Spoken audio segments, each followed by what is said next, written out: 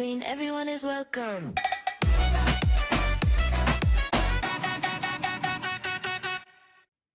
Hey everyone, thanks for joining us for a new episode of Chatting with Lorena and Lucy. On this episode, we'll be discussing perimenopause and menopause. To our male listeners, please stay and learn with us. This is a topic that everyone is affected by directly or indirectly, and I promise the information will be helpful. The views and opinions expressed on Chatting with Lorena and Lucy are those of the hosts alone and are provided for informational and entertainment purposes. No part of this podcast or any related materials are intended to be substitute for professional medical advice, diagnosis, or treatments. We hope you enjoy. Hey everyone, thanks for joining us one more time.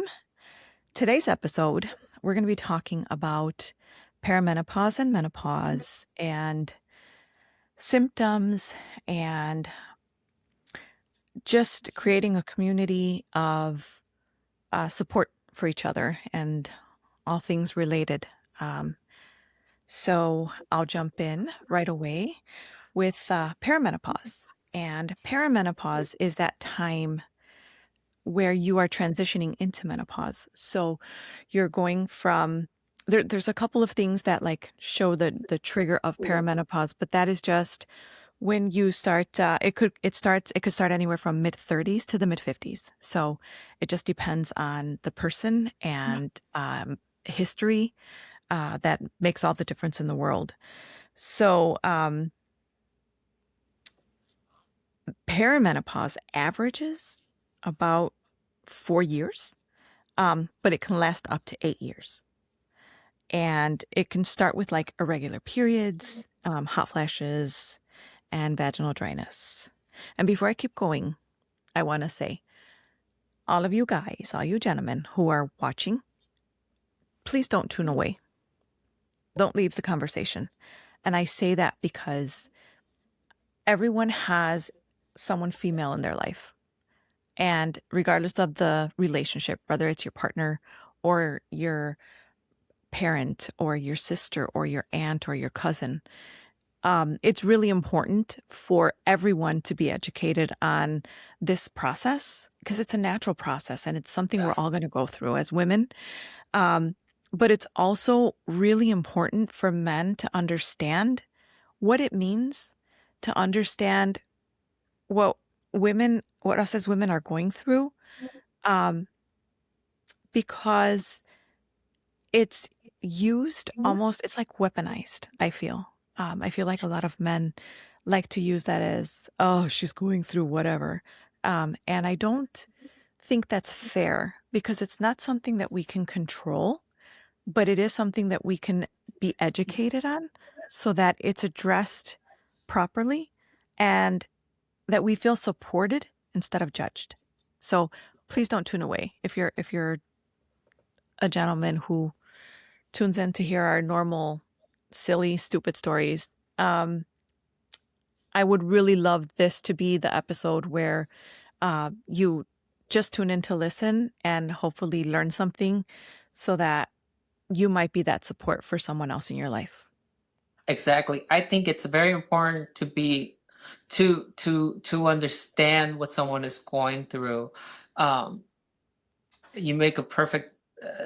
It is kind of a don't speak about it because it's taboo to speak about it, and it is very important. Like just so you could know your partner or what your mom is going through or whatever female in your life is going through, and understand that these are emotions and things that we cannot control.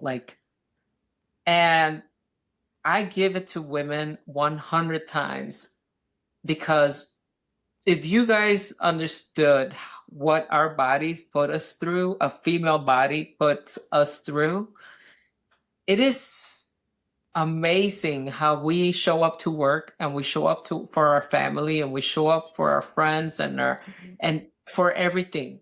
And we don't complain about the pain. We don't complain about what we're going through.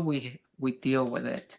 So please take this as a learning thing. And also, if you could see that somebody's going through, and maybe sometimes women don't even understand that they're going through, you could be a service to them. So Yeah. please just let this be a learning tool for you today. Yes. So, along with some of the things that start to happen when you go into perimenopause is sleepless nights are very common. Anxiety is actually very common, and depression is also very common. There's such a hormonal imbalance that starts to happen that we tend to lose sense of self because we don't understand what's going on. And the hormone imbalance itself throws our chemical imbalance in, and that can cause depression. And depression is something that increases in women who go into perimenopause and menopause at a outrageous rate. It's really high. It's really, really bad. So I'm hoping that this helps open someone's eyes about what could be happening to someone, because again, even like Lucy said, sometimes we don't even realize we're going through it when we are going through it. So there's so many potential issues that can come up that are really like out of our control. So I want to go into something else that I found, and excuse me because I'm going to go into some of my notes here. But give me 1 second.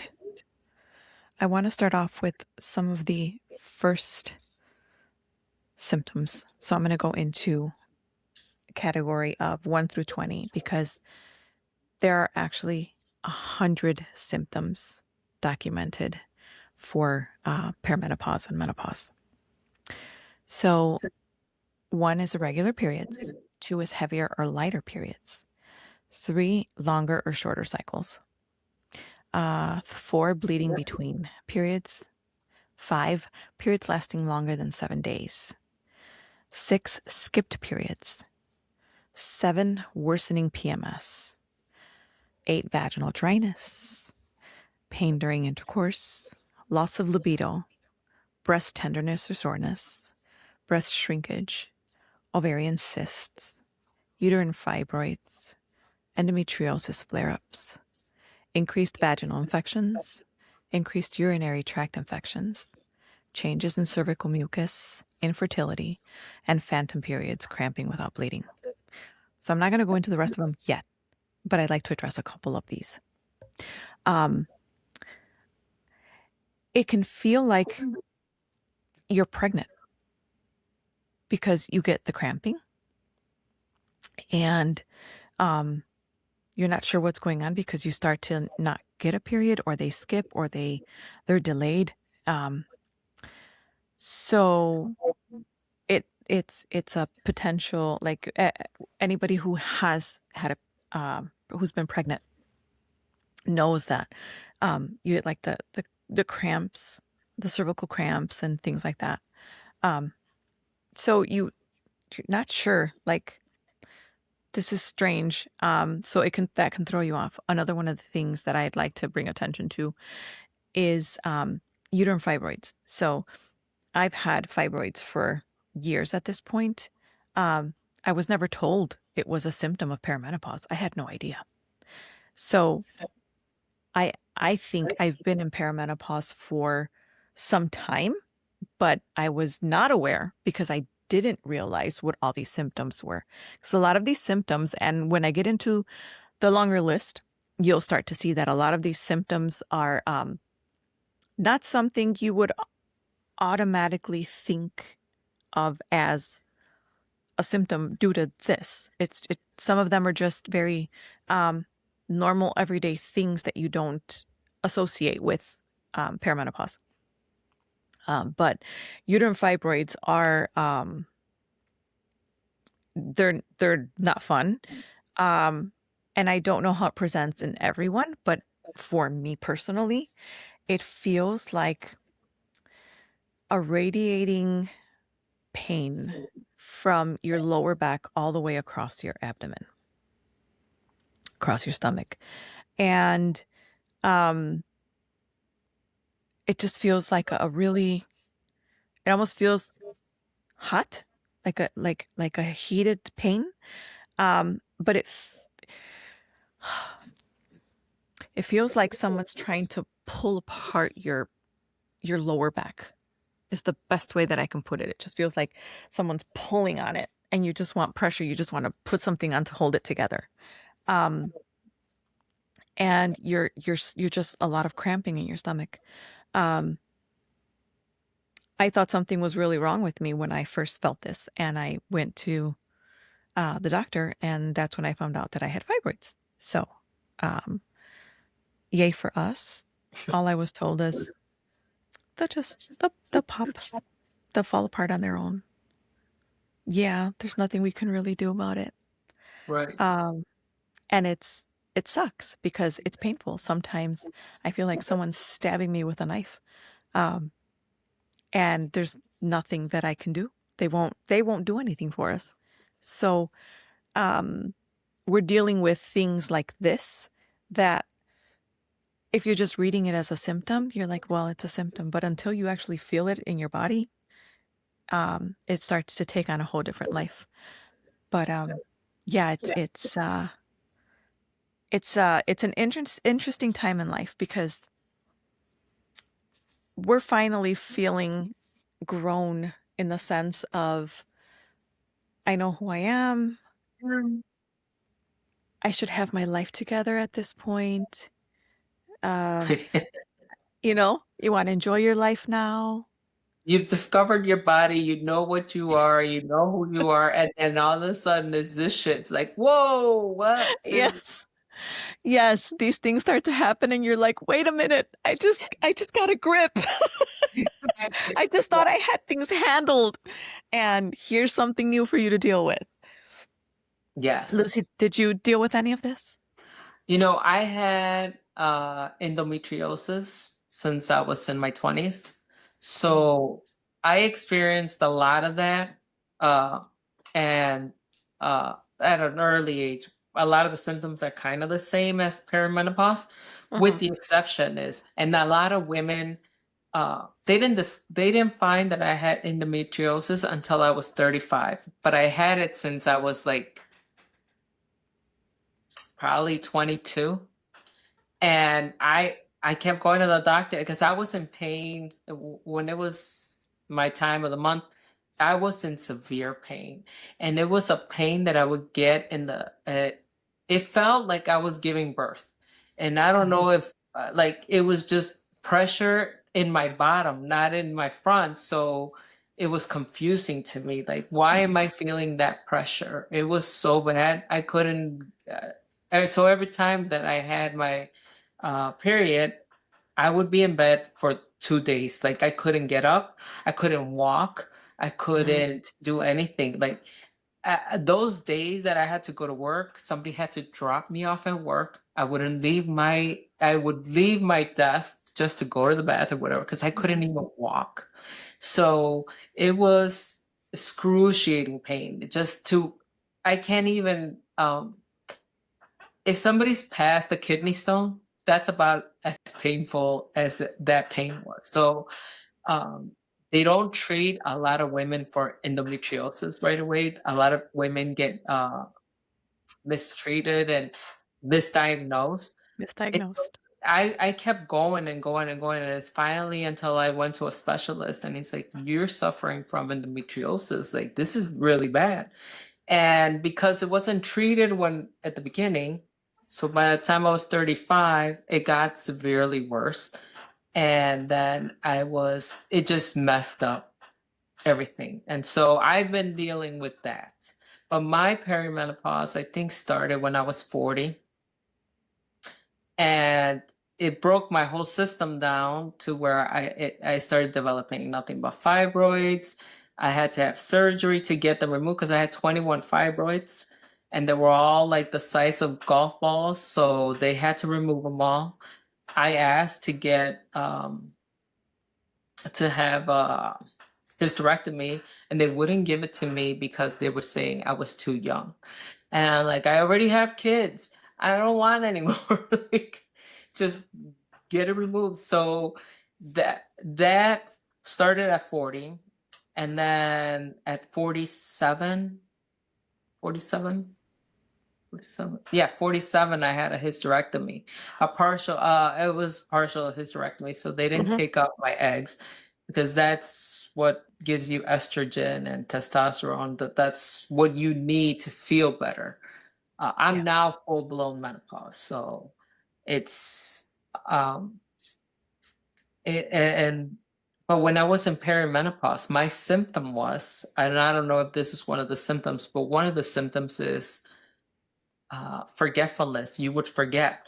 So I would wait. If I remember the day right now because I'm living through the day, but I would go to bed, and the next day I wouldn't remember anything, nothing. I couldn't remember nothing. Like it was the craziest thing.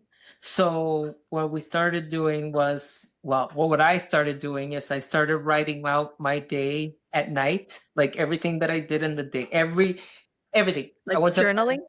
Yes, I journaled my entire day the night before. So I would wait. So it didn't happen every single day, but it happened constant. So then I would have to read my day. Oh, I did this. Oh, and I would trigger my brain, but I still reading it, it wouldn't click that I actually did it. So, but it was journaled, so I know. And then I would read it to Lloyd, and then Lloyd would be like, "Yeah, that's you. We did this, we did that. That's fine." But I couldn't remember anything. Like that was one of the symptoms, and it was one of the scariest symptoms to me because I don't know if the forgetfulness was that I slept for so long, and then that made me forget the day because the day I remember during when I was living the day, but it was as soon as I went to bed. I don't know if it was how long I had to be asleep for me to forget the day before, but there's a couple times like I still try to remember, and I read and I read and read and read, and I can't. I for the life of me, I can't remember. Like it just doesn't. And I'm one that remembers everything. I I remember details and everything. And I think I now punish my brain a little bit more because I force myself to remember stupid little things just because I hate not knowing. I hate not knowing what happened that day before. So that was one of the scariest things. So I think every person kind of goes through their own version of. Obviously, we're all unique, and our bodies are all different. So I think some symptoms hit some people a little harder than others. Just to clarify, perimenopause is that period between where you're going through the changes, where your period is starting to not want to come back. Once you have missed a period for 12 months of one full year, then you are considered in full menopause. So that's the difference between perimenopause and menopause. But yeah, there's so many symptoms. So I'll go through the next list.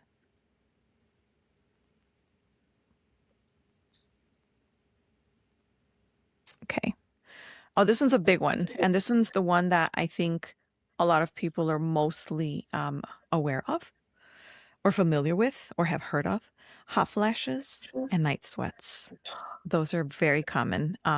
Those are also one of the things that triggers people to understand that they are in perimenopause or in menopause, because that's one of the things that starts to happen that you don't understand what's going on, and it happens, and then you're like, oh wait, how old am I?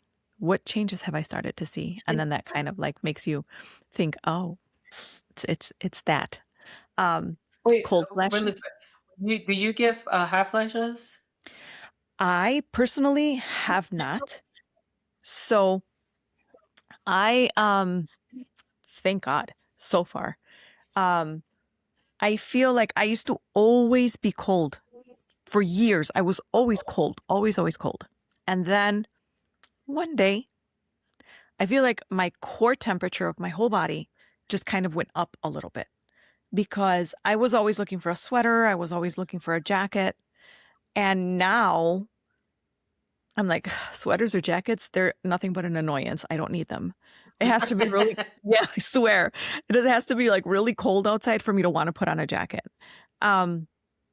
So in that sense for me, and I also will add, I also have an IUD, and an IUD gives you synthetic hormones. So I think in my particular case, and I don't think or know that this is the case for everyone, but I think in my particular case, I think the hormones that the IUD is providing my body are also helping kind of diminish a little bit of my symptoms.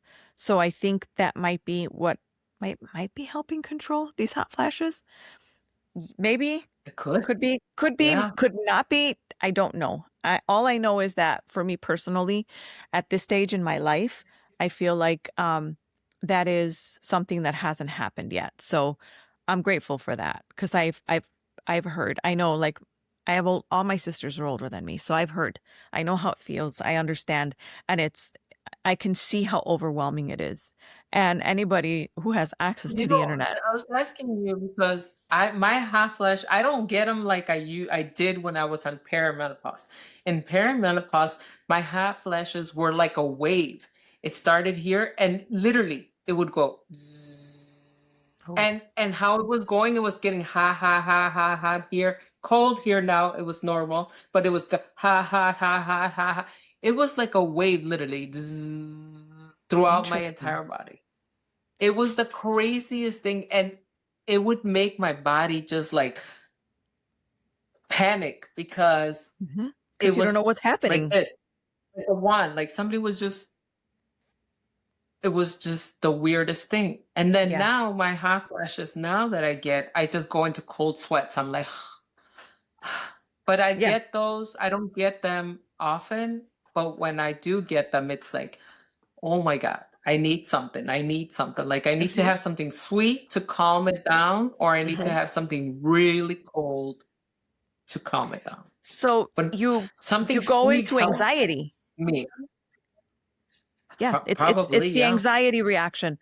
Um, well, that yeah, hot flashes, night sweats, and cold flashes are three of the bigger ones. Oh, but this one's huge.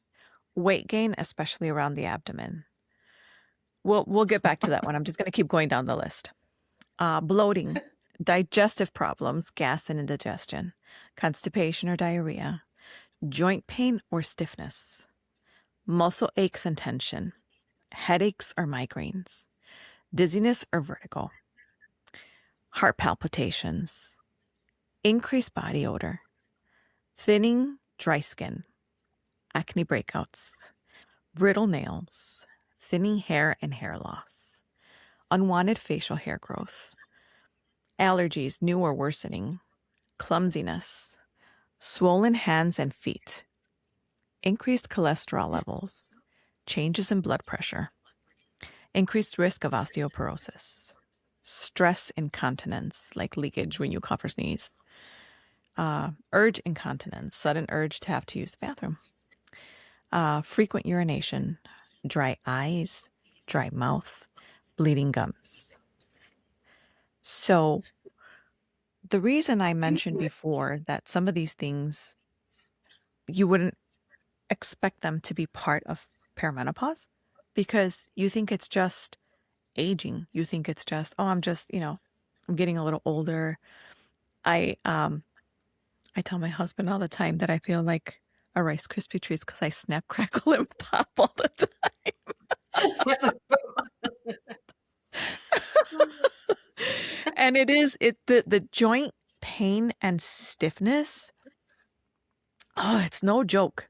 So Did you get the frozen shoulder one? yes, I had frozen shoulder and I didn't know what it was and I didn't know where it came from. And I used to tell my family all the time, um, I reach for something and I get a zap and I couldn't continue to reach for it. And I was so confused because it's not like I hurt myself doing something. And it was so persistent and so frustrating because I couldn't do normal everyday things. So then I went to the doctor and then they sent me to physical therapy. And in physical therapy, um, you're just doing these exercises over and over and over and over. And I never got to 100% while I was there, but it did slowly get better. But again, these are things that they don't tell you when you go to the No, doctor. Like it shouldn't be taboo. And I know that like my mom or like elders, um, they never talked about it because, no. you're not supposed to talk about these things. Yes. And it's so wrong. It's such a disservice to the daughters and the granddaughters and, fellow females because the more we know and the more we share, it shouldn't be something you're embarrassed of. It shouldn't be something you're embarrassed Especially, about. It's something it's a natural process that every female is going to go through, and it shouldn't be taboo. I don't understand why people but make it especially seem. within the family, discuss it Yes. with the women in your family because we have the same DNA. Yep. So it would be helpful. Like, you know, my daughter, I think she has endometriosis. And so, because she's having a hard time when she's on her period. Hmm. And so I keep telling you, you need to tell a doctor to test you for endometriosis because they tested me way too late and things got worse. Hmm. So talk about it to your families. Talk about it with the women with the women, maybe not at work because now everything's, you get written up for everything. But talk about it to your friends, to your siblings about what you're going through, to your doctor. It took, I was embarrassed to tell my doctor, hey, every time I get my period, I feel like some, I'm feeling the pressure in my butt. Like, why? I didn't tell my doctor till like in my late, almost when I was 30.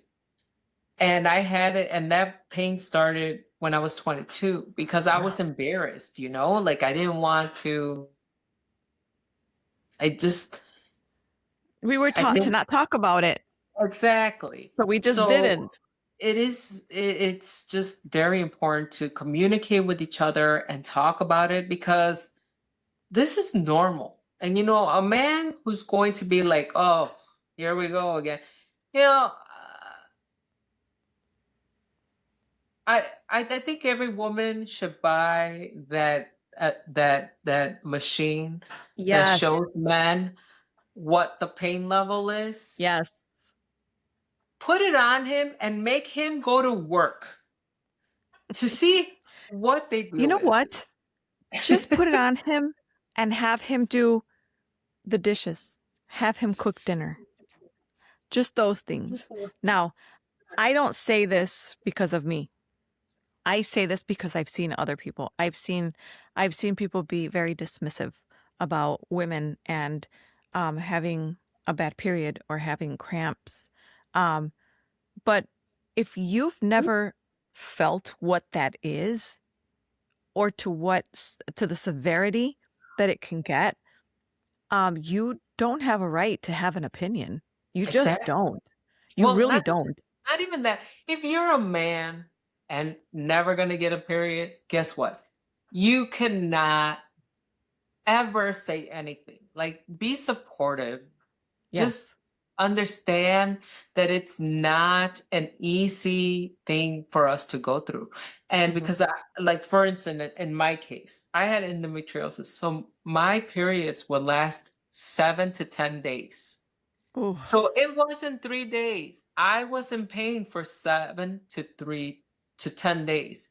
And 2 days, like I don't even remember if it was at the beginning, in the middle, or towards the end, but for 2 days when I was going through it, I had to lay down. and not get up for anything. And Lloyd is my witness. Like, he is my witness. I would be in tears, in tears. But you know what? I still got dressed and I still had to do my motherly duties. I still had to do my wife duties. I still had to go to work. I had to at times go to school at the same time. So I still did everything. And I think I applaud you, all the women, all of you women are just heroes, because if you're going through all that and you're experiencing that much pain and you're still living your normal life, God bless you, because Yeah. I personally know how painful and horrible it is, and you got to put a smile through it all, and you got to. I honestly believe that I've always loved dressing up and doing my hair and doing my makeup, and I honestly believe that that was the reason why I did it, because I was in so much pain half the time that it just made me feel good to be dressed up and to have makeup on and to look good, because if I look good I feel good, and Yes.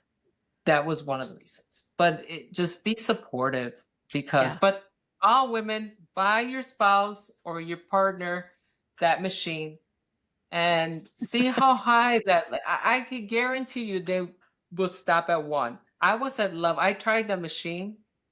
I was at level 10. I'm like, oh, this is it. That means my pain was higher than that Yep. machine goes to 10. Yes. Yes. Sure was. So Yeah, it's a tough situation to be in when you don't feel well like that. So I just think partners, whether you're men or women, doesn't matter. Um, just have some grace for your partner when they're going through it, because, and I'm not even talking about just perimenopause. I'm talking about even when you just have a period and it's just you're young and healthy. um it's not always easy. And I can say, I know, I have a very high tolerance for pain, but um I know mine weren't anywhere near as bad as I've seen others have, and I'm very grateful for that. But I understand that sometimes it's so debilitating, you really just can't function. And no. you really need to try to just put yourself in that person's shoes and do what you can to help them during those days, because it's hard. um it's not an easy thing. But going back to the symptoms, the weight gain, specifically in the abdomen area, that's no joke. And I want to stress, gentlemen, please, please be nice. We're already really vulnerable with all the things that we have to deal with, right? As women, there's no contest on the amount of things that we carry and the stressors that we have compared to men. Um, and I mean, a lot of times things that are triggered by men. I'm not talking about, oh, I'm stressing because of financial reasons, or I'm stressing because of this situation or that, the other.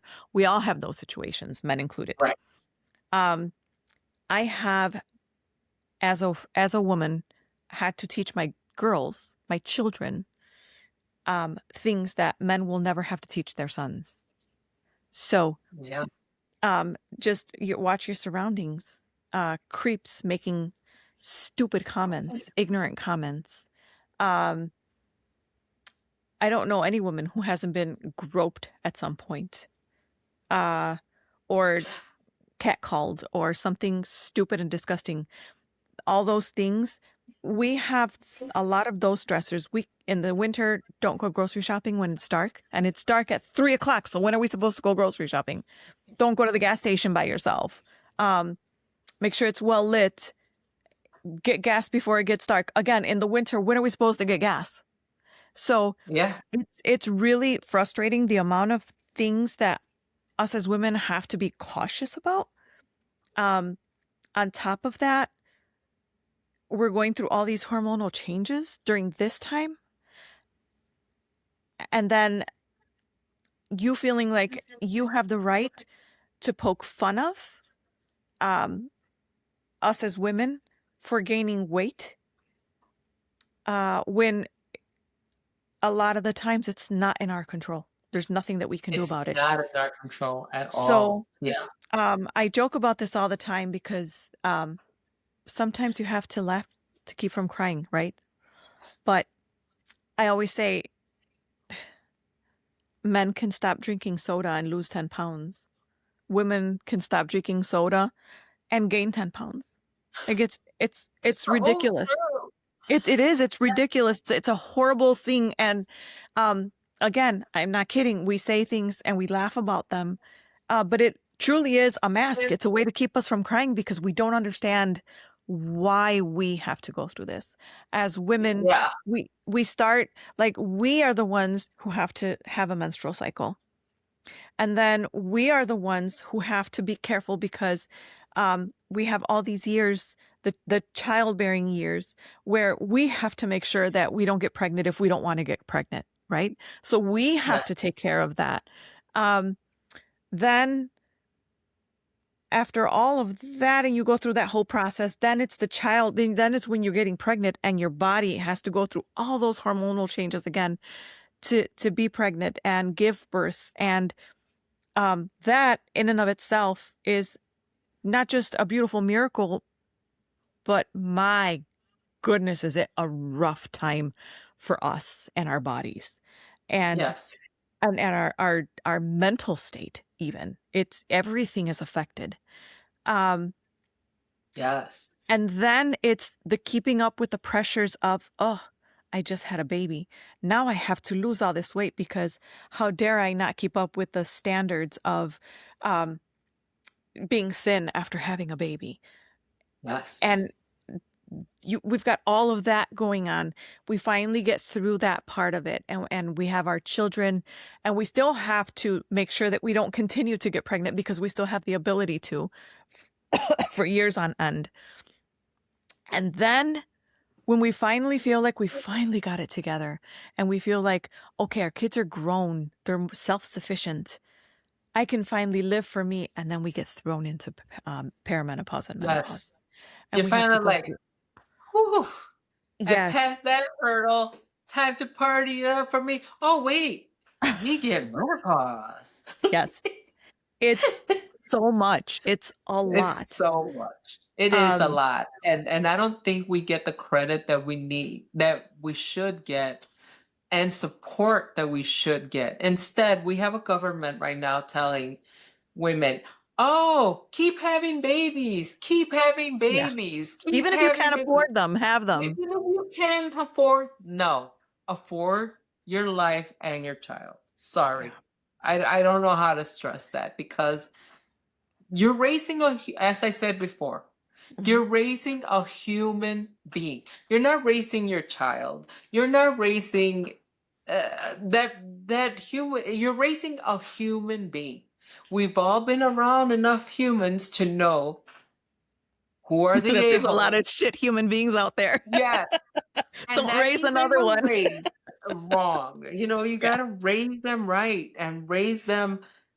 You're raising a human. That's all. I don't know how else to put it other than you're raising a human when you have a child. And if you can't give the attention, support, and love to a child, you have no business having a child. Don't have one. I'm sorry. Yeah. And try to have a child, educate your child as if it's somebody you would like to be friends with, someone that you see out in the world and you think, God, what an awesome person. That's who we want. That's what we need.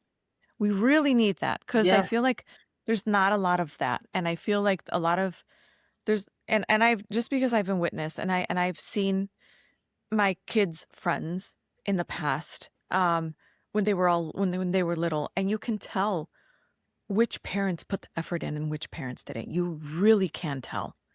Yes, And it's and sad, it's but not the teacher's responsibility to raise your child. Teachers have such or a educate hard them as much. job. It's already hard for them to deal with crowded classrooms, underfunding, and to have to deal with a little snotty brat who feels like they can get away with anything because the parents don't want to raise their kids and they think it's the teacher's responsibility to do that. It is not. It is not the teacher's responsibility. It is not society's responsibility to teach your children lessons. It is your responsibility to do that so that when they are out in the world, they represent you in a way that you won't be embarrassed. They hold themselves up with integrity, and they think and feel with their heart and do Yes. things the right way, not just what's to their convenience. Because there's so much of that that it's really sad. Um, It's disappointing in yes, society right now. I feel I'm disappointed. I'm disappointed in seeing how kids act now. And I grew up in the hood. I saw a lot of shit, like I saw more than Lorena because once I grew up on 23rd and Hamlin. So then when I was 14, 14, we moved to Abers in 25th. So I lived in the hood. And we saw, my family was, my parents were strict. Like and everybody was scared of my father. So nobody really fucked with us. But, we just saw so many kids not being loved, cared for, paid attention to. And unfortunately, we saw they grew up to be what we expected them to be.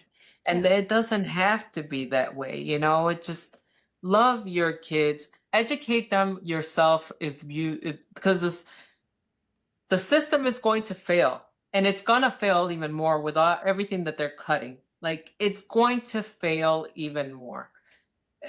Invest in their education, maybe you don't have the money or the resources to invest in their education. Shit, make them read books. My father used to make us read and read. We used to read so damn much. I hate reading now. I really do hate reading. And just invest in them in the sense that you want them to be better than you. If my kids are better than me, I would love it. I would love it. But now we're seeing it's almost like what I'm seeing. It's almost like parents don't want their kids to be better than them. They want to be the better person and not their kids. That's not how it works. Like, It's actually what I see more. It's not even that. I kind of see like there's so many parents who are just not concerned. Um, yeah. and and I know they're calling these younger kids the iPad generation kids because they were just throwing tablets at them to keep them entertained, right? And now they're, taking their phones and stuff. Um, there's nothing wrong with screen time. There's not.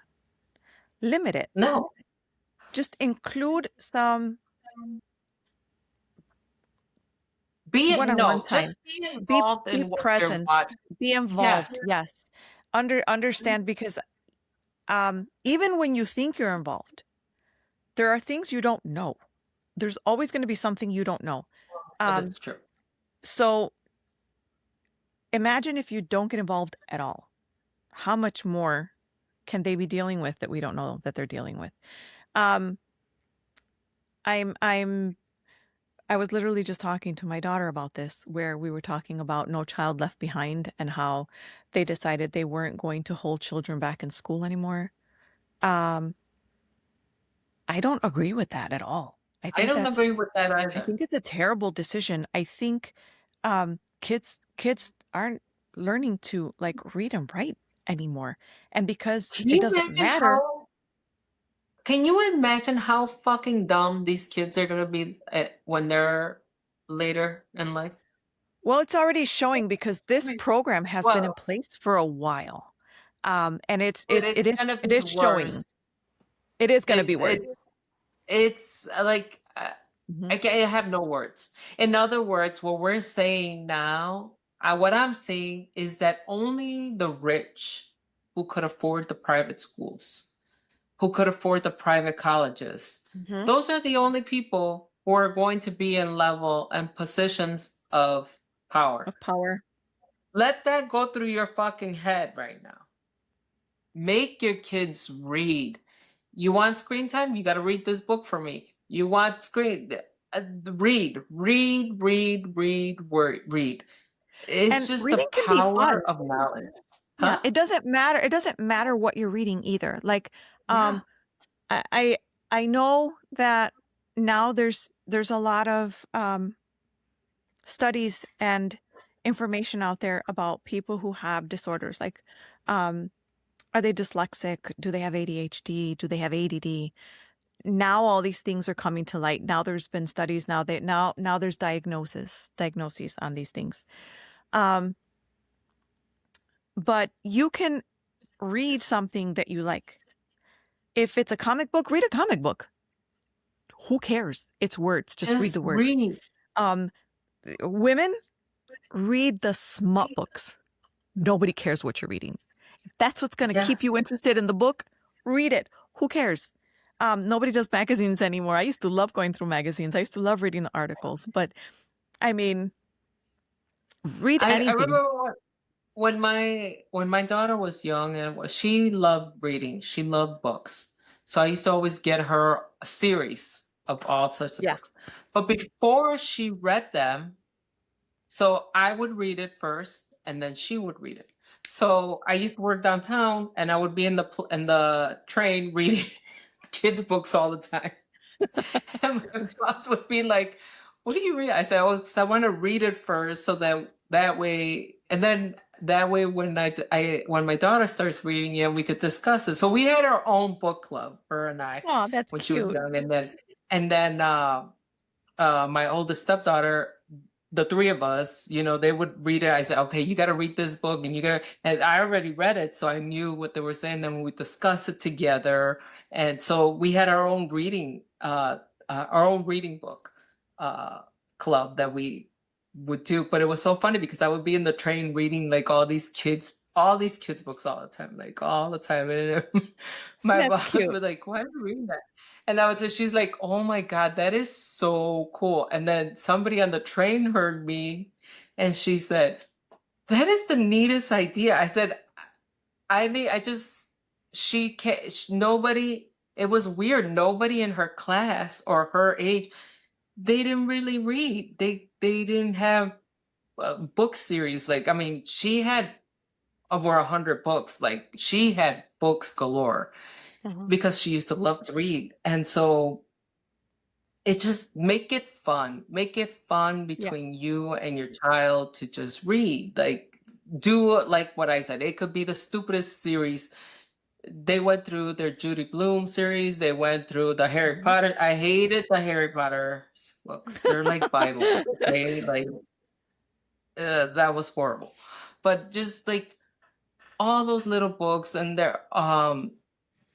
my son was into, oh, I forgot, Goosebumps. So I read all those. Mhm. So all those books, just, I wanted to make it fun for them, for them to want to read, Yeah. because then it Yeah. was fun for them to discuss, and, oh, I like this and I like that and whatever, So make it fun.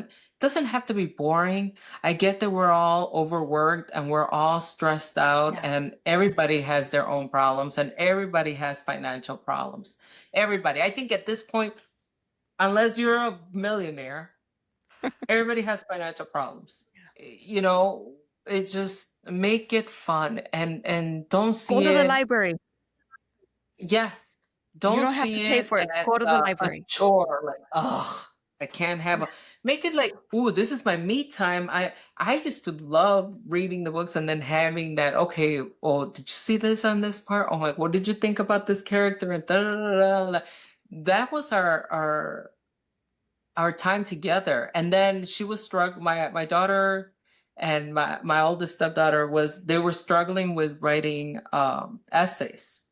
So that's how we got used to it. I always say, okay, so then I taught them. I'm like, it has to have three things. It has to be a start, the middle, and the end. And the start is this, and the end is that, and da-da-da. So they learn how to write as well because I took the time for them to do it. Like it's you got to make it innovating. It can't. You're raising a human. That's all I have. You're raising a human. Yeah. Make the human the best human they could be, you know? And sometimes it is a challenge because Yeah, it's not easy. I'm not saying that It's not easy by any means. it is not easy. They will challenge you. God bless. You know, my kids are older than Lorena's kids. But my kids didn't really experience the whole internet like it is now. You know, when I think cell phones came out when they were in their grammar school, but nobody could afford to buy a phone for their kid. But Yeah. when you were able to, they were already in high school. So they had cell phones. And it is a challenge to take that fucking phone away. And I Yeah. remember we always had family time and we would confiscate the phones. Give me your phone, give me your phone, give me your phone.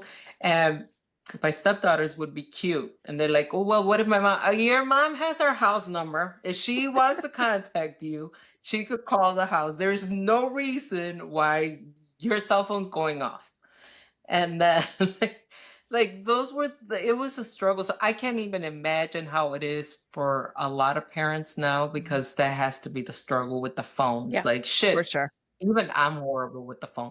I'm at the dinner table looking at my phone half the time. I'm Yeah. distracted by my phone. So I can't even imagine growing up nowadays and having a child nowadays. I don't even know. I Yeah. wouldn't even know where to start at all. Well, At all this all. to say, invest in your children, one way or the other. Yes. Invest in them. That's the best investment you can make, honestly. Yes. And going back to the challenges that us as women have, men, be kind. Just be kind. Just be kind. That's all. That's all we Just be ask is be kind. kind. Okay, I'm going to go back in and I will go back to symptoms 51 through 70. Oh, and this is where you started. Brain fog.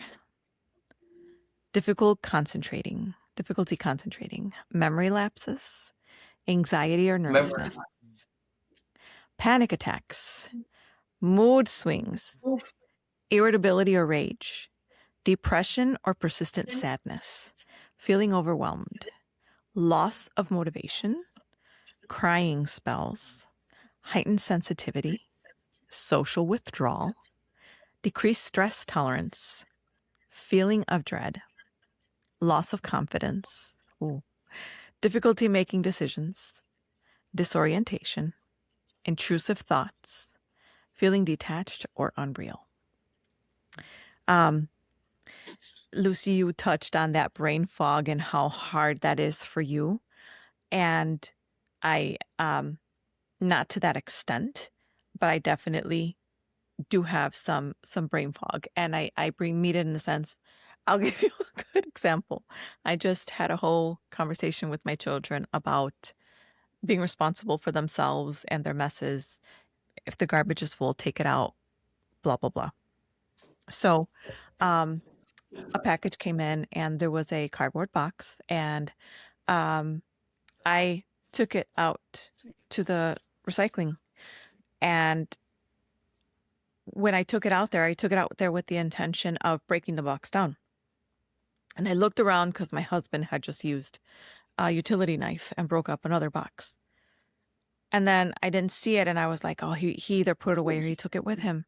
So I left the box on top of the recycling bin, garbage can, and I came back inside to come and get my. I have box cutters, so I purposely, it's electric, that I can use to break down the boxes. So I came back inside to find mine, and I came back And I didn't remember what I came back inside for, because inside I have 1,000 things to do. There's dishes to wash. There's, on top of perimenopause, ADHD brain. So I didn't remember. Exactly. Yeah, I had no idea. I didn't remember at all. So the next day, my daughter took the garbage out, and she walks out to take the garbage, and she sees the box sitting on top of the recycle bin, and she sends a picture in the family chat and says, "Who did this?" So she's thinking, if I had to take out the garbage, I'm holding everybody else accountable too. So I saw the message and I started laughing. And as I'm laughing, she's walking back into the house, and I said, "It was me." And then I explained to her what happened, and she started laughing. But that's the kind of stuff. Like, you walk out of the room and you go get something, you walk back in, you don't remember. Correct. Like, things like that, they just slip your mind. You don't remember what you So were. I don't have the memory loss anymore. I haven't had it in a while. Knock on wood. I haven't had it since I went into full menopause. I haven't had it. My thing is brain fog. So if I walk away from something, it's forgotten. So and the bad thing about that, like, I've left the stove on, I've left the water running, I like those things. So Lloyd travels a lot, and when he's gone, I don't cook at all. Like, I will DoorDash, because I can't risk not leaving the stove on all day. I've left it on. I've gone down in the middle. Something woke me up in the middle of my sleep. Well, not even the stove. So I turned it off, but I didn't turn the knob all the way, so it was just leaking gas. Oh my God. So I went to bed. It was like 10 o'clock. And then, like, around 12, I don't know what made, I thought, I'm like, oh, I didn't lock the back door. Something woke me up. I went downstairs and I'm like, and it smelled like gas. And I was like, oh my God, I left the stove on. I didn't close the stove all the way. So that's my issue. So I won't do that. I've left the water running. I turned on the water to take a shower. And then something happened. I got busy with whatever. And I didn't take a shower that night, and I went to bed.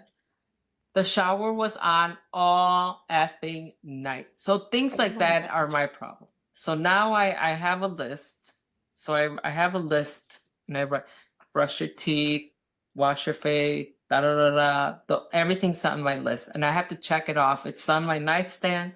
I check everything off, and that makes me go back into each room and check that everything's off, that I've left the lights on all night. Like, things like that are the ones that bother me. But other than that, none of the other symptoms I've gotten. Just the brain fog is really bad, and I do get night sweats. So now I like to have the room cold at night anyway, so we always sleep with the air conditioning. So that's not a problem because of that.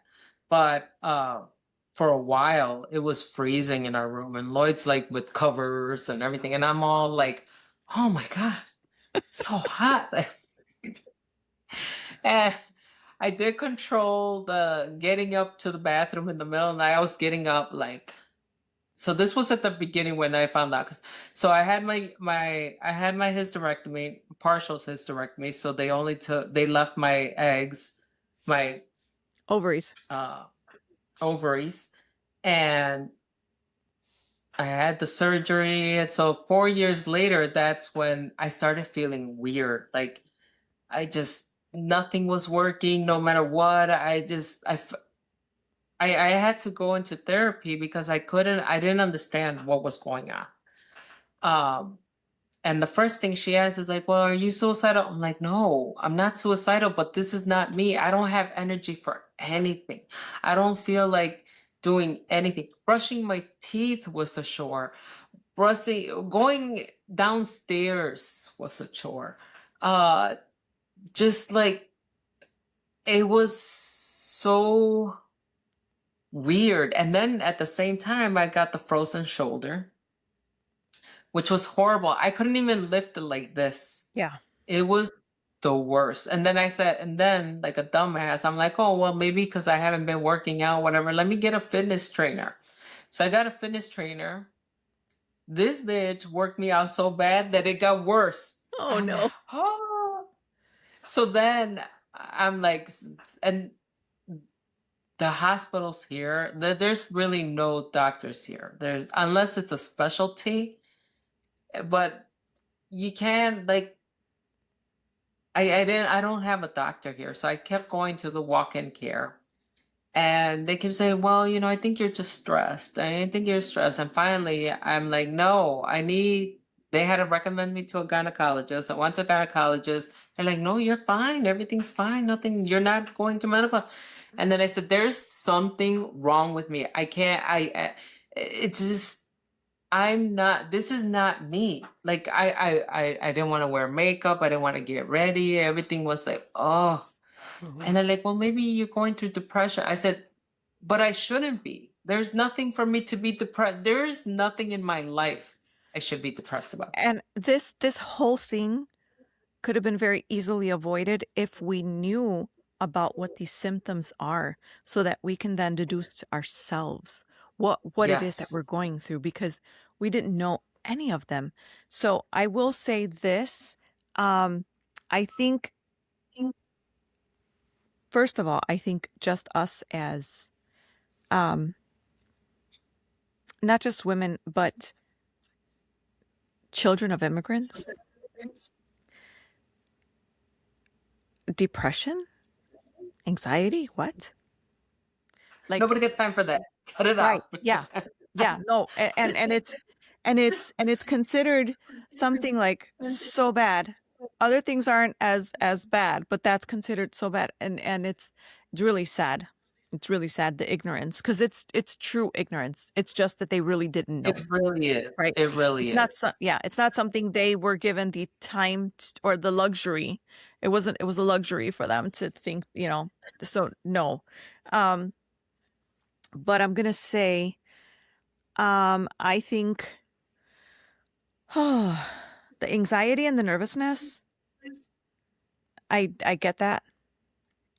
Mood I swings, don't get that. mood God. swings. Well, I understand it, is what I meant. The mood The mood swings, swing? Yes. yes, and I think my my family saw it before I saw it, obviously. The irritability and rage. I don't think I've hit rage.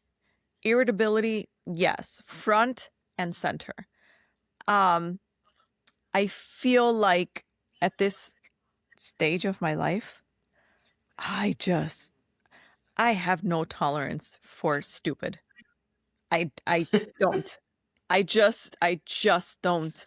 And I don't know. I can't.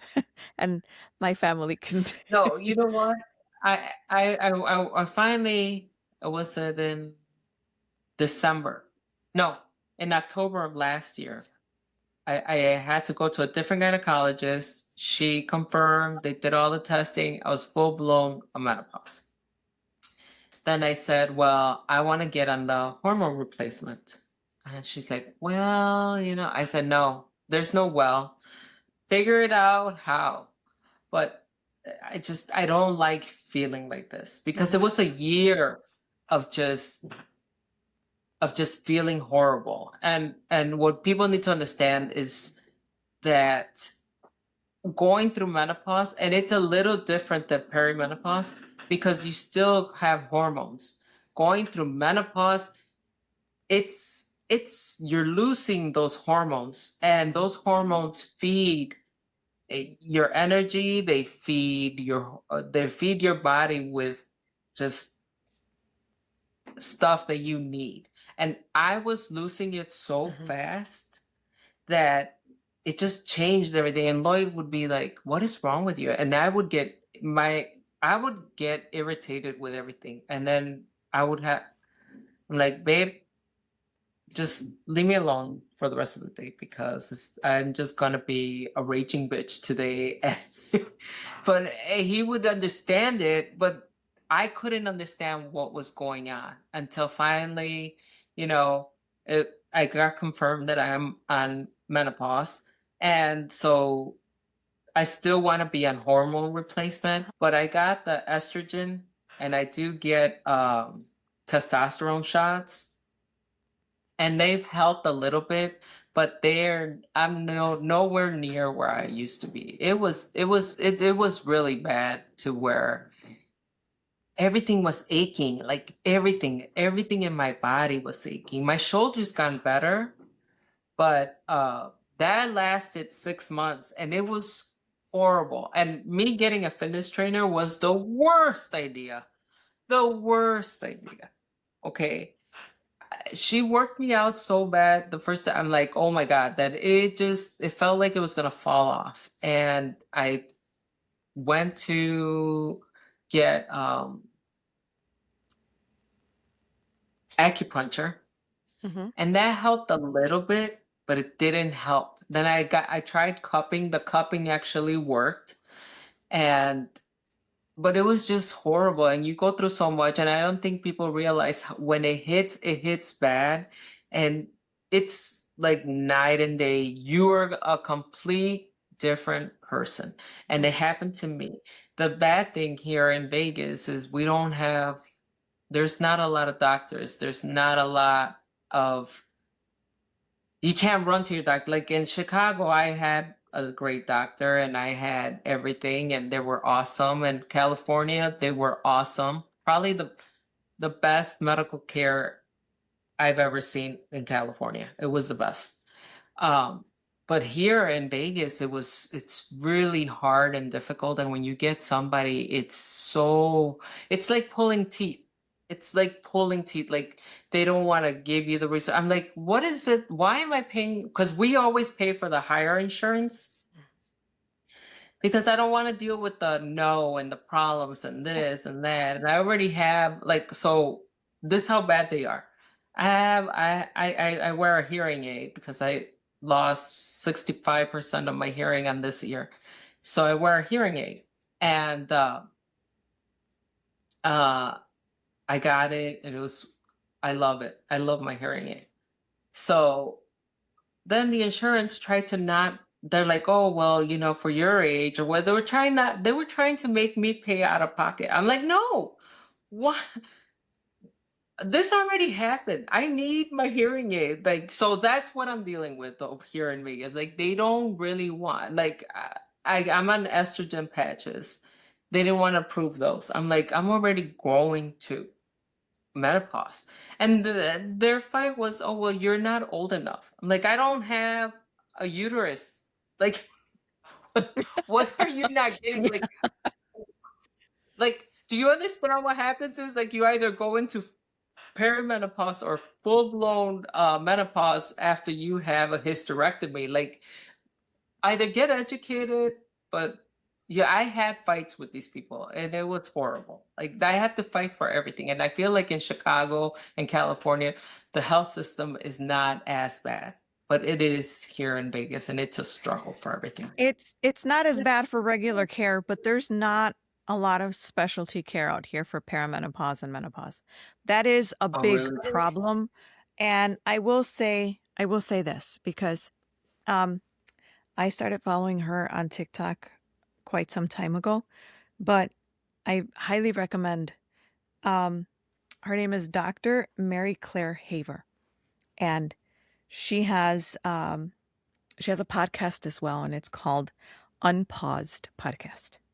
And oh, I love that. Yeah, her specialty is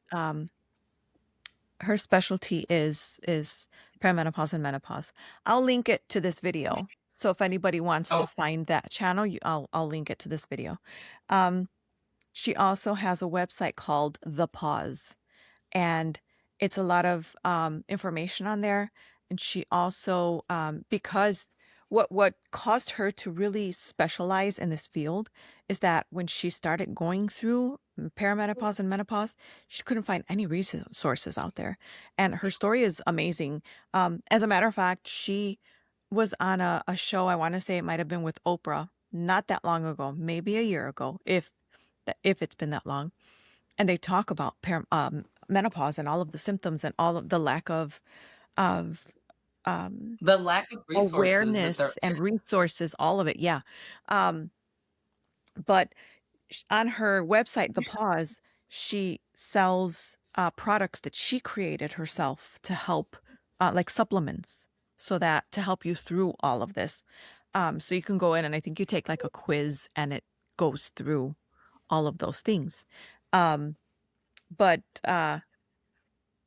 there's also, she supports, it's called MIDI Health. And I'm sure you've all seen it on all your advertisements on, well, women of our age group might have seen it on advertisements like on Instagram and stuff. And it's like a telehealth thing where you can go and you go through a series of questions and they help diagnose you, you know, perimenopause and menopause and your symptoms and so on and so forth. And I think they help you if you're on that journey and you want to try like HRT or HT to help relieve some of your symptoms. So Right.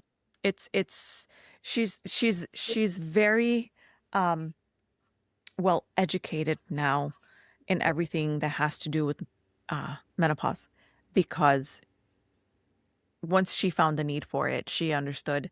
And because she is a doctor, she knew what she had learned in medical school. And in medical school, they don't teach you anything about this. So unless And you that's take this, sad. yes, unless you take, well, if this was something that was happening to men, there would be 1,000 studies. There'd be 1,000,000 studies. Right.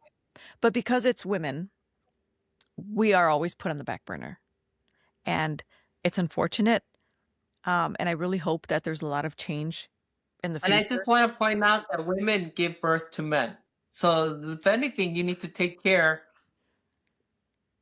of the Yes. one giving birth. Yes. Yes. So yeah, so there's a lot there. So before I want to make sure I get through all of these symptoms.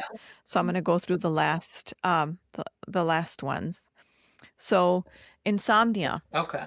or difficulty falling and staying asleep, frequent waking during the night, restless leg syndrome, sleep apnea, new or worsening, vivid or disturbing dreams, chronic fatigue, which, yeah, low energy levels, lethargy, unrefreshing sleep, sudden energy crashes, increased need for naps, difficulty waking up, general malaise, feeling wired but tired, reduced physical stamina, tingling in extremities, burning mouth syndrome, tinnitus, ringing in the ears, changes in I taste have or smell. Yeah, changes in taste or smell. Electric shock sensations. Formications, which is a sensation of insects crawling on the skin. Itchy skin. I've had that. Okay. Increased sensitivity Itchy to pain. skin. Yeah. Increased sensitivity to pain. Lightheadedness. Numbness in the fingers or toes. Tremors or shakiness. Sensitivity to light and sound. Body vibrations or buzzing sensations. Changes in spatial awareness. Feeling a lump in your throat. So many of these can be misdiagnosed by ourselves when we have some of these symptoms. Like I said before, you wouldn't think I'm lightheaded. Oh, I'm just lightheaded. Or the light is bothering me, light sensitivity. So many different things that on their own are annoyances. But when you have 100 of them and it's Yes. multiple of these are happening, not that we have every single symptom. We might have a variation of all of the symptoms, but we're not going to have all 100 of them at a time. We might have 5 one day, 2 one other day, 20 the next day. Yeah. It just it can be any kind of variation. The itching is, to me, is the problem, because my ears get so itchy. My neck, this area right here gets really itchy. Like, as you see my red from scratching earlier. My hands, my hands get itchy, and now I'm getting the burning feeling. I don't know if you've gotten that, Yeah, the yeah, burning yeah. feeling. Mm-hmm. Like, it is to the touch. Like, I feel like I'm on fire. Mm-hmm. It just but I got a good one for the itching, for the ear at least, because that one's to a point where I love having my nails long, because I'm like scratching in there all the time. But on TikTok there was a girl said that she was going through menopause and she had the itching too and she couldn't stop it. And somebody told her the spray, the spray you put on your Uh-huh. nose when you got a cold, to put it on the Q-tip and put it in there, and it works. No It way. takes it away. I don't know what it is. She said somebody told her, she tried it, and then I said, "Oh, I'm gonna try that because I can take the itching, right?" And I wear a hearing aid, and so I can't wear it all the time because I'm itching. But I tried it; it works. So that it's it's in my room. It's the one that you use for the Afrin spray, Efren, whatever. yeah. Yeah. So, and you put it on a Q-tip, and then you just gently put it, and it works. It takes the itch, and not permanently. You still got to do it, but it takes the itching away, and Yeah. that's awesome. And now you said it. Now I'm talking about itching. Now I'm itching. Yeah, because as soon as we start thinking about it, it starts to happen. So I will it say, just get tested immediately, and try to make sure that if you have a good gynecologist, because they're hard to come by, you find one and they're great, stick with them. But find somebody who specializes in menopause, perimenopause, because it is so important to get diagnosed, so you at least know what's going on in your body and somebody's not telling you. you know I had gone to a therapist because I didn't know what was going on with me. um I did have a hysterectomy, and the doctor did say, this was in California, the doctor did say, you will feel when you go into menopause. You're gonna feel the difference. But I had my hysterectomy, and it was already 6 years. It's been 6 years, and I was fine. I was fine. Nothing. I'm like, "Ooh, this is awesome." And then it just hit. And when it hit, it was bad. Like, my energy for anything. Sex, forget it. Don't touch me, don't look at me. Nothing. Losing weight. I went on the GLP, which is working for me, but before, I was running on the treadmill and nothing. I think I gained weight. Like, I was running on a treadmill. I was running 5 miles a day. Like, and now I was running on level 5, level 6. Like, I was sprinting on that treadmill every single day and nothing. I was trying every possible diet that I could think of, and I've just finally went into the GLP-1, and that has kind of stabilized me a little bit, but still I'm in menopause, and the tiredness, the not sleeping, the itchy, the burning skin, the I get like very sassy, like I get very snippy sometimes, and my husband you. is the nicest person. God bless my husband. Like, he is an angel. But it's something, he's just like, I'm not the one. That's what he does. He's like, I am not the one. Not today. I'm having a moment. Just hear me out. Don't react. Just let me get it out at least, or whatever, right? Because it could be about anything. It could be I went off on him. He cleaned something and he didn't clean it to my standards. And I'm like, well, why are you doing it? And he's just like, I am not the one today. I'm not the one. And I said, just let me vent it out at least. And he's like, no, I don't get to be your kicking stone because you're going to menopause. You And know, then I'm like, I'm so sorry, honey. I'm so sorry. But it's just like those little things that and then the crazy thing is that it's happening and inside of my body, I'm like, control yourself, control yeah. yourself. Yes. And you can't. Yes. Yes. Because Yes. Yes. it's Yes. almost like you're living, two people are living in your space, but the good one is inside telling you, calm down, it's gonna pass. And the bad one is just like, fuck this shit. I hate it. I'm like, gotta be a raging bitch today. You know what I'm saying? Like, Yes. it's So it's a horrible thing to go through. it is. And to all the women, I can feel the days I wake up more irritable. So yes. I forewarn people because but that's who I am. That's so like if I'm at work, I will let the people I work directly with know, hey, listen, I'm feeling some kind of way today. I'm gonna apologize now in case I say or do something out of pocket. It is not the normal me who is here today. So I'm gonna apologize now. But what I have noticed is if I do that, I make myself more aware of it. So I will hold back. I'll bite my tongue. And that's really hard for me.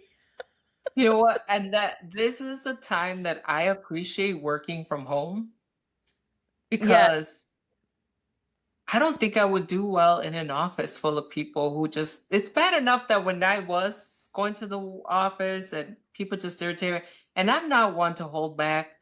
I don't hold back at all. And I don't know how to lie. I don't know how to hold back. Don't ever ask me if you want the truth about something because you're not gonna like the bluntness that's gonna come out of my No, mouth. And yeah, I'm worse now. that's me too. Yeah. And I'm worse now. So I thank God that I work from home and that I have to everything's through email because times I type emails and I'm like, no, I will get it done. So That back button, back, it's delete, delete, delete, delete. you can't even see the words anymore. That's how much I backspace. Oh, that's funny. But Now, I don't I'll know. To say, all the women who are out there, what I want to ask is the women who have gone through better, they're already past it. I really want to know what's next because no one's ever discussed the next chapter.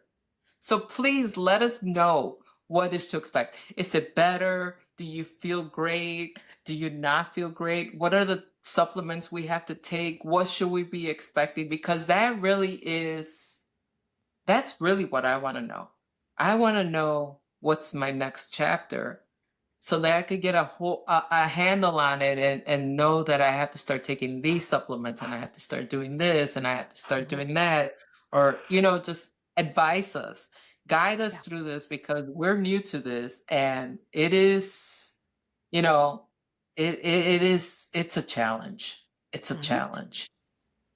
It is very challenging. I think everything with women is taboo. I think is the same thing for women who have babies. And 50% I think 50% of the women who give birth to a child go through depression right postpartum after depression. postpartum depression. I experienced postpartum depression with my son. I didn't experience it with my daughter, and it was horrible. Like Yeah. it just that was horrible time. It was. And we don't discuss that either. So women, let's be more um social about More awareness open. Yes. with our bodies and what we could expect. Yes. And for the other women who don't go through, they don't go through a thing, that don't, because I've seen this in some women, that you put out your experience. I let everybody know if I'm going through something. I let everybody know, because I feel like I can't be the only one going through this, right? Yeah. So I Yeah. always inform people. Like I'll put it out there. And some of you women are just absolutely a-holes. Like, oh, you just have this, like, you dismiss me. Like, don't dismiss me, because then that's why people shut the fuck up and don't discuss what they're going through. Stop it. You're not Yeah. the, God bless you that you didn't go through some trauma or something bad, or you haven't experienced anything. Your life is great. God bless you for it.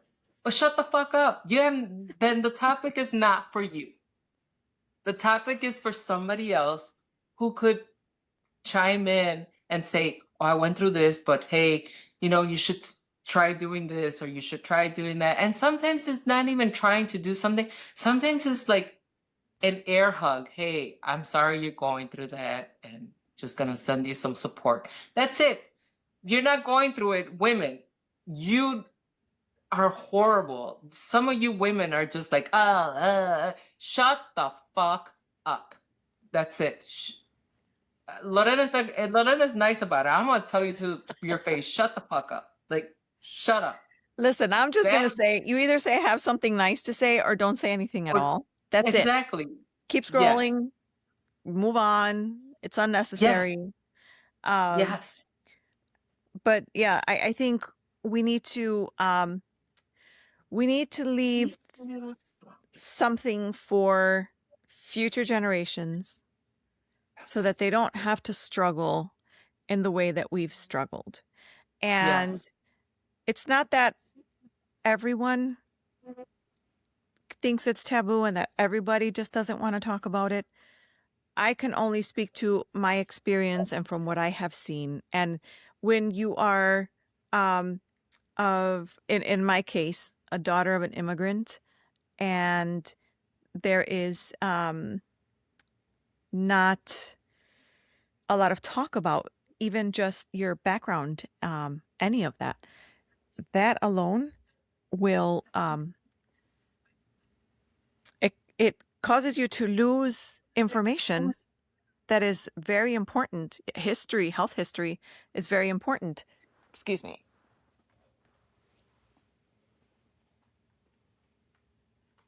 And you're right. There is not enough information out there for us. And when we do seek it, it's so hard. Yeah.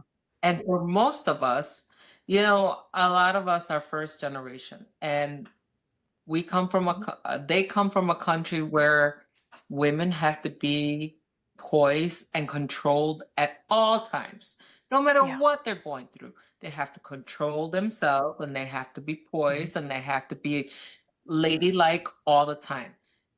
That's who raised us. Yeah. Lorena and I. That's where our Yeah. parents come from. Yeah. And so it's very difficult. We can have certain conversations with the elders or whatever. Well, in my case, all the elders have passed now. But we couldn't have those conversations with them because it was taboo to talk about it. Like, oh no, just this dismissive. It's dismissive. And Yeah. it's something that we need to stop. And if it irks men, if they get icked by it, then you know what? Deal with it, man. Because we deal with, you guys can't cough without dying. So you know what? Deal with it. Yeah. You know?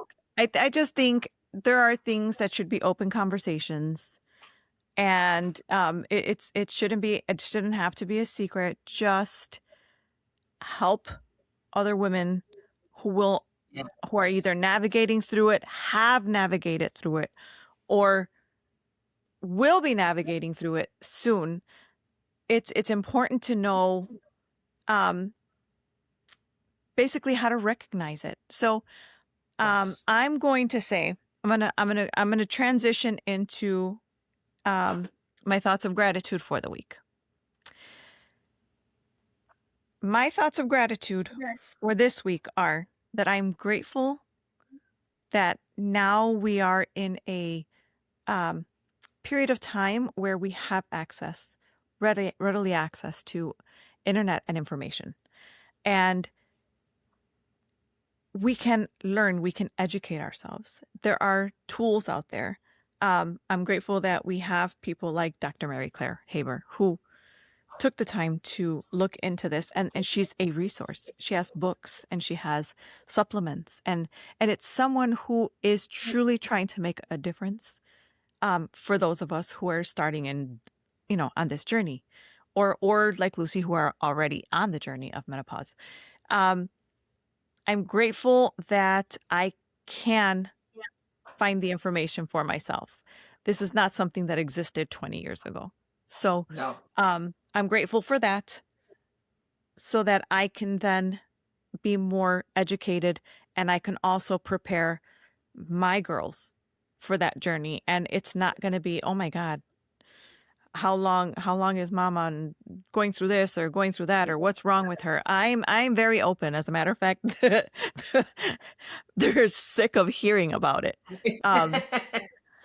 But they don't have a choice, because if I'm going through it and they live here, they're going to hear about it. Exactly. We're going to go through it with her. Yes. So that is my thought of gratitude for the week. I'm grateful to have the ability to find the information that will help me navigate through these waters.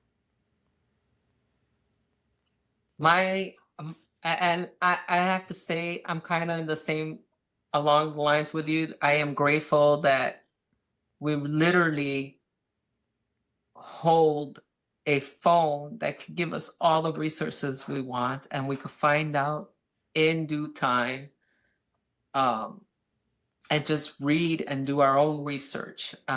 It's very important to do your own research, and I'm grateful that I've actually taken the time and doing that. So I am grateful for in that aspect, I am grateful for the internet. I am grateful for people posting their experiences in this. We knew we were going to talk about this topic, so this whole week I've been like just going through stuff and reading and seeing helpful information, which I got that thing for the ear. So try that thing for the ear, because it worked for me. And so I am grateful for that. I am grateful that as women, we're now coming together more, instead of just making it seem so taboo and so ignorant as it was for us. I don't, if you were raised in a very openly home and everything was shared, God bless you. You're great. We're not talking about you. We're talking about the people who don't have those resources. So thank you. And thank you. I'm grateful for all that. So once again, thank you guys for tuning in. And hopefully we did share a lot. We did steer away from certain topics and stuff, but it's very important to know your body, to raise your hand and make sure you go get that checked, because it is one of the hardest things. I didn't do it right away. I put off a lot of things because I put work, I put my family first. And obviously, as women, we put ourselves last. And it's very important to take that step and go out there and get more information, go to the doctor, get a specialist. Don't just let this get worse, because if you don't get treated, it gets worse. It stops your life, and it just could be more damaging to you and your family and everybody around you. So just inform yourself, be aware, and go to the doctor and get the resources and the information and the medicine that you need to get through it all. Mm-hmm. Yes, advocate for yourself. Go to your doctor, ask the questions. They won't know that they need to educate themselves about these topics unless we, as women, push for the knowledge as well. We need to hold them accountable as our physicians to gather the information that we need so that we feel better. So don't hold back. Advocate for yourself. Well, that's it for today. Have a wonderful rest of your week, everybody. Can't wait to do it all again. Bye. And happy Mother's Day Happy weekend. Mother's Day. Every Mother's Yeah. Day this weekend. So happy Mother's Day once again. Bye. That's a wrap on this week's episode. We hope you enjoyed it. Don't forget to like, subscribe, and share with someone who you think will benefit from this information. Let us know what other topics you'd like to hear about. This was Chatting with Lorena and Lucy. Stay blessed, stay true, and always stay you.